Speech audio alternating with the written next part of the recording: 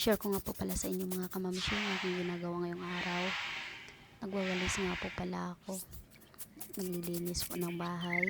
Pagkatapos po, nagready na po ako ng almusal namin para makakainin po yung aking mga anak. Pagkatapos po niyan, maglalaba na din po pala ako. Sa dami kong labahin na yan, tapos tamak din yung urongin ko. Nagwawalisin ako sa harapan ng bahay ko para matanggal yung mga basura bago po ako magsimulang maglaba. Ayan po, pinagwawalis muna ako sa paligid. Pinagsimulan ko na din yung aking paglalaba para po matapos at masampay ko na po. Ayan, nakukusot po muna ako ng puti.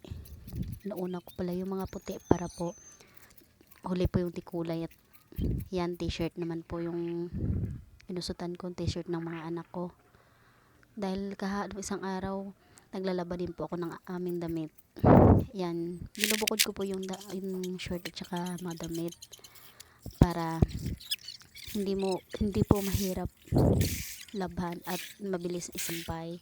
At yan po pala, magbabanlaw na nga po pala ako. At sobrang pagod na po pala ako dyan, kaya minamadali ko po yung pagbabanlaw para maisampay ko na rin at matuyot, matupi mamayang hapon. Yan, banlaw na po yan. Dahil po sobrang kulit ng aking anak, kaya minabadali ko po yung aking trabaho dahil pumupunta po sa baba para po manggulo sa akin, kaya minabadali ko po habang naglalaro.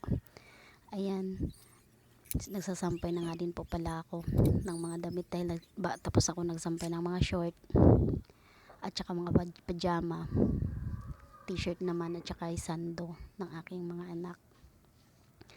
Dahil po yung aking anak na makulit, naglalaro po, kaya minamadali ko yan. Pupunta din dyan, isawsaw niya yung kamay niya, yung dumi-dumi. Kaya minamadali ko habang wala pa. Ayan. Patapos na nga din po pala ako dyan dahil tapos ako magsampay, nag-uurong na naman ako. Dito po nagtatapos yung aking video. Maraming salamat sa nanonood.